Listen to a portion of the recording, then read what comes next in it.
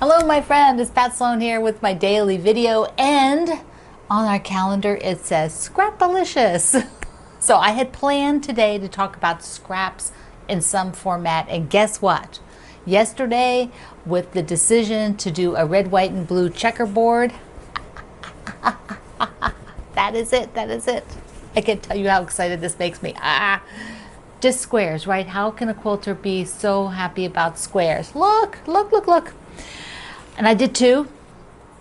Not only did I do two, I've got all my stuff organized. I'm going to show you that, because if you want to do a Scrap-a-licious checkerboard, you can do one with me, because I'm going to sew a bunch of these as I'm doing other things and share them and see how fast I can do one. Why do I always want to do all the quilts fast? I do. I always want to do them fast. Not that I don't already have scrap things, like all of these blocks that I did with the old school strips. So I have a whole group of them that are these red, pink, browns, and blacks. They look great. There's not enough for a quilt yet, but I have a whole stack of stuff cut. And then I have the ones, there are not very many of these yet. So they're the aqua, light blue, pinks, but mostly aqua and light blue. I don't want so much other colors in there. And they're not very far on those. But what am I doing? Checkerboard, I'm gonna do the checkerboard. Yes, I love it. So what do I have on here? I also have started, see, as I'm going along, I have squares and strips. And what I did yesterday is exactly like I told you I was going to do. Let me just pull this down here.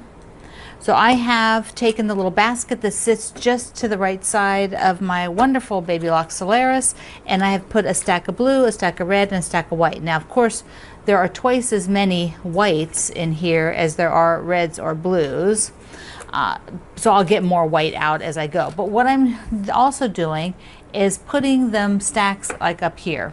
So I sort of stack them up here, and as I'm sewing, I just kind of do this. Come down if I'm doing a stop and a start, and with another patchwork. If I'm just going to sew with these, I will put some bigger stacks up there and then just run them through from up here or on the side, not from the basket. The basket's just there, so the basket is there, so I don't have to go hunt for them.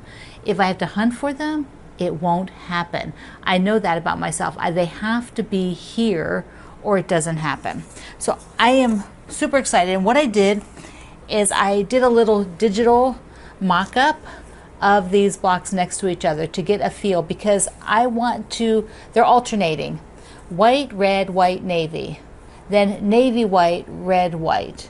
Then white, red, white, navy. So they're alternating. So I do strips, I just flipping them. So the navy is here, the navy is here, the navy is here. Oops, I got a red there. Oops. And it's okay. We'll try that again. Navy, navy, navy, navy. But if you accidentally have one that's different, who cares? It's okay. I don't want to like a string of, I don't want a pattern when it's done where you see horizontal. So let's take a look at this mock-up. Here is those two blocks mocked up, and maybe that one that's not, the way I was envisioning, the red and the blue switch helps break it up. Either way, I want to be sure that these two are like my format. So I will always do them like that, and then I can just mix them up when I put them together, and I'll start sewing groups of them together. I'm also a little bit fussy about like each one of these. I don't want like to use the same fabric twice.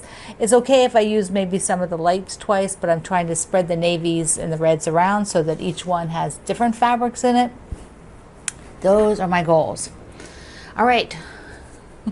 Now I have tagged in the cross stitch, the package of cross stitches, and I'm going to give to somebody, and I tagged Deborah DeLisle. So Deborah, there I tagged you because you need to email me, pat@patsloan.com, so that I can get your mailing address so I can send you the stack of primitive cross stitches. And Deborah wrote, I started stitching during Girl Scouts. cross stitching. Her cousin, she said, my cousin and I would stitch the lids of mason jars. How cute! I never did that. I never did any cross stitch in Girl Scouts. She goes, she says, if I was chosen to get the cross stitches, I would share them with her cousin as well. So she's going to share them with her cousin, and they can do them together. What a fun project! I think that's awesome that you're still that close to your cousin as well. That's just so cool. So Deborah, you need to email me if you didn't see me tagging you, so that I can ship them off to you.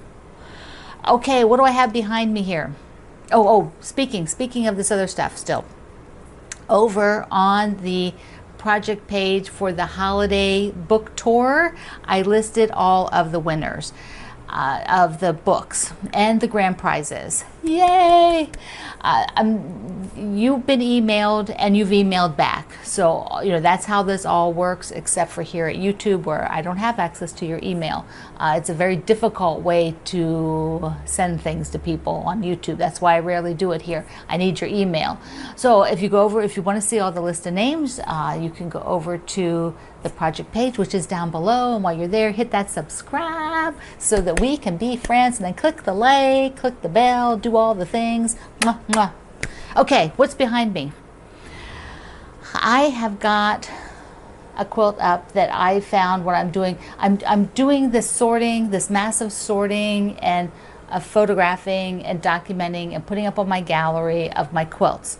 It's tedious, it's boring, and I'm mad at myself that I didn't do this all along. Why I didn't do this all along, I don't know, but here we are with this massive task of documenting so many quilts. But the one I put up there, I'm going to show you a couple others because I found, like, all grouped together, which was so nice, quilts that were done 11 years ago for a fabric line that I did called Simple Stitches. And Simple Stitches had a few what you call cheater cloth or panels in it. So it had a panel and two cheater cloths. And I'm going to show those to you because they're a lot of fun. Good luck if you're going to look for that fabric that was put out 11 years ago. I mean, you might own it still, but that's not something I can find or link you to. So you just have to, be, enjoy the quilts for what they are. That's the one thing I find difficult about sharing these older quilts with you, is that you can't get the fabric. I often don't have the pattern available because it was done for a magazine or some other group that it's not available, or it's in an older book that's out of print, those kind of things. But I think I'm going to soldier through, and I'm going to show you stuff, and you're just going to have to know that you can just enjoy them. Now that one, there is a pattern. That's called the Baby Buds, and I actually did that twice. I did it once for the magazine, and then I did it again, which I have a pattern for when I did the Simple Stitches. So it is applique Baby Buds and big 4 patches and half square triangles. Okay, that goes there. So here is, I'm going to pull these up here because I'm stuck. All right, I did little baskets. So here's the little baskets in that fabric line. This was a very warm and cozy fall fabric line. You can see the main print. This is very dark hunter green there with the flowers and butterflies. It was really pretty. I really enjoyed doing that one. Okay, let me show you this one first, which has part of, so I can show you the cheater cloth, or however you like to say it. But this pattern is on the cover. It's a cover of a book, and then I did another border, and the border is all printed fabric. So that border all the way around it is the fabric print. Isn't that cool? And then here you can see on the back is the cheater cloth. So this was printed patchwork and then printed half square triangles. And then I also had that printed floral. So that was all a super fun line. And I did these several pieces to show how to use it. So these are half log cabins with a big center, done on point. And there was straight binding for this one, which also came from the line. Remember, this was fabric was from 11 years ago. 11, that's a long time shops don't keep fabric that's 11 years old, so you're going to have to find it if you want to look some other way. Now this one I really love it.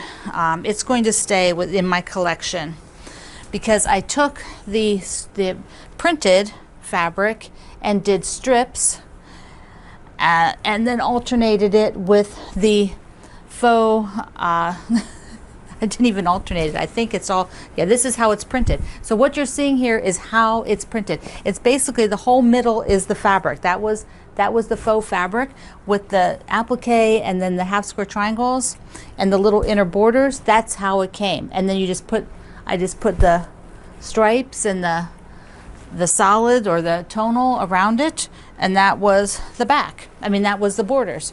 So this whole quilt is just one piece of fabric in the middle. There's no sewing at all. And I just loved how that turned out. It was so unique, so different. And then here's some of the other fabrics, you know, that floral again, and then there's a very tonal stripe. So it was super exciting to find that, and I thought I'm going to have to show you some of these things as long as you promise not to bug me about where the patterns are, because it's very hard. If I know where the pattern is, I'll tell you, like this one.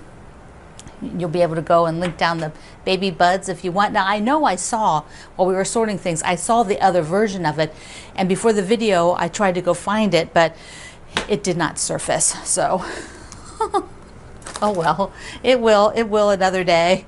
So I have a mail call here to wrap up. Oh, so exciting. Such a darling card. Oops, I'm gonna get it out of the envelope. Hold on. This is from Tracy. Look at this card. Look how cute this is. And what she did was she sent me some goodies from her hometown, her home state. So she's in Washington State, and she sent me a few things that are